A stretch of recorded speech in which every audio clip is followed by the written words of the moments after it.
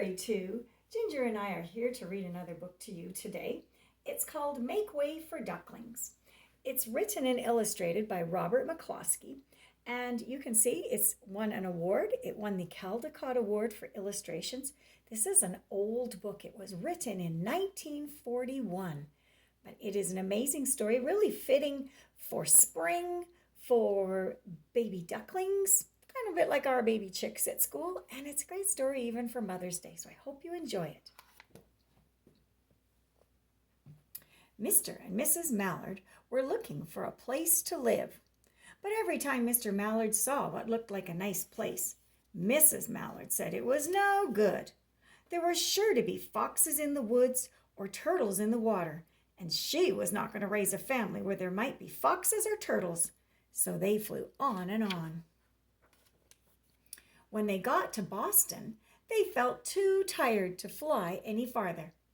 There was a nice pond in the public garden with a little island on it. The very place to spend the night, quacked Mr. Mallard, so down they flapped. Next morning, they fished for their breakfast in the mud at the bottom of the pond, but they didn't find much. Just as they were getting ready to start on their way, a strange, enormous bird came by. It was pushing a boat full of people, and there was a man sitting on its back. "Good morning," quacked Mr. Mallard, being polite. The big bird was too proud to answer, but the people on the boat threw peanuts into the water, so the Mallards followed them all around the pond and got another breakfast, better than the first. "I like this place," said Mrs. Mallard as they climbed out on the bank and waddled along. "Why don't we build our nest and raise our ducklings right in this pond? There are no foxes, no turtles, and the people feed us peanuts. What could be better?" "Good," said Mr. Mallard, delighted that at last Mrs. Mallard had found a place that suited her. But "Look out!" squawked Mrs. Mallard, all of a dither. "You'll get run over!" And when she got her breath, she added, "This is no place for babies, with all those horrid things rushing about. We'll have to look somewhere else." So they flew over Beacon Hill and round the State House, but there was no place there.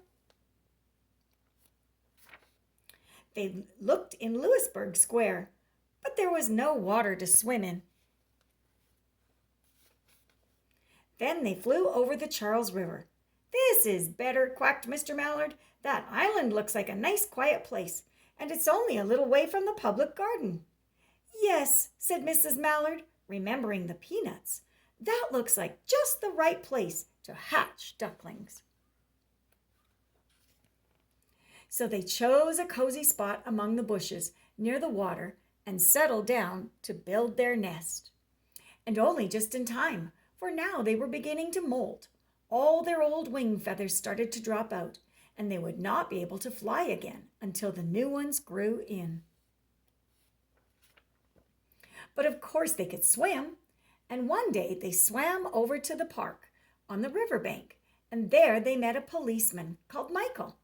Michael fed them peanuts, and after that the Mallards called on Michael every day. After Mrs. Mallard had laid 8 eggs in the nest, she couldn't go visit Michael anymore because she had to sit on the eggs to keep them warm. She moved off the nest only to get a drink of water, or to have her lunch, or to count the eggs and make sure they were all there. One day the ducklings hatched out. First came Jack, then Cack, then Lack, then Mack and Knack and Whack and Pack and Quack.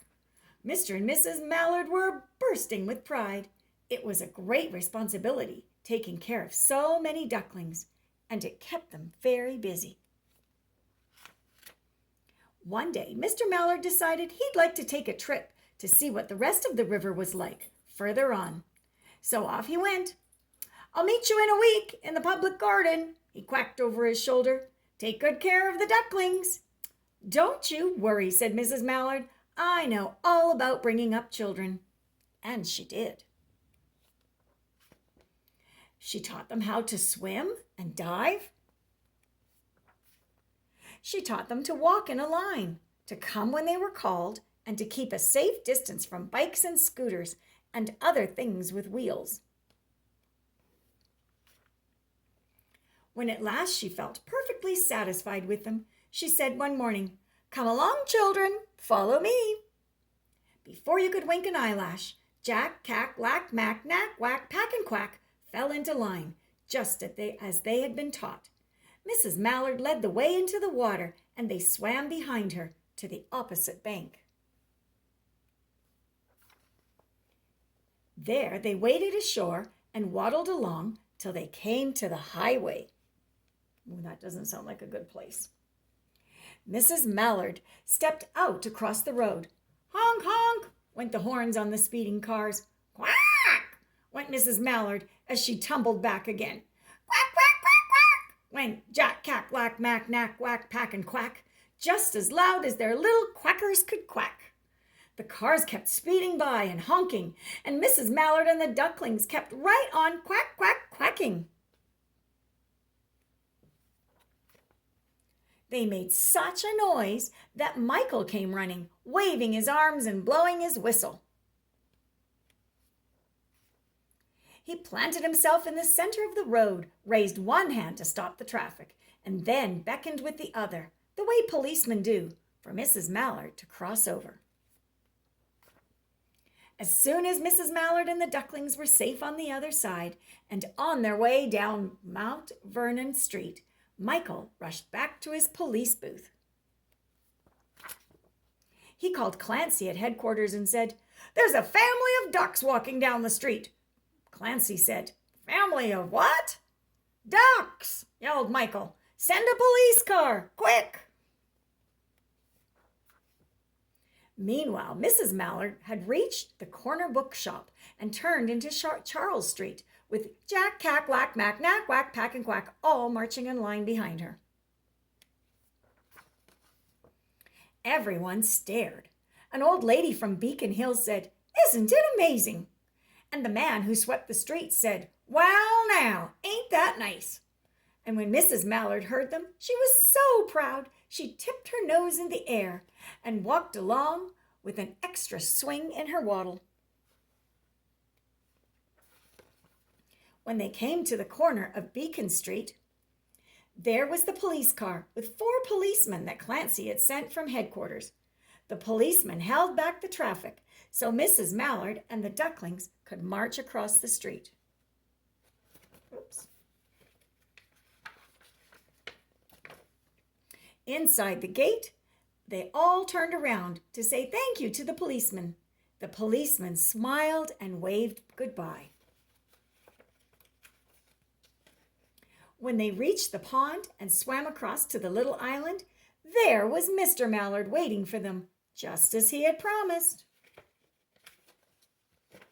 The ducklings liked the new island so much that they decided to live there.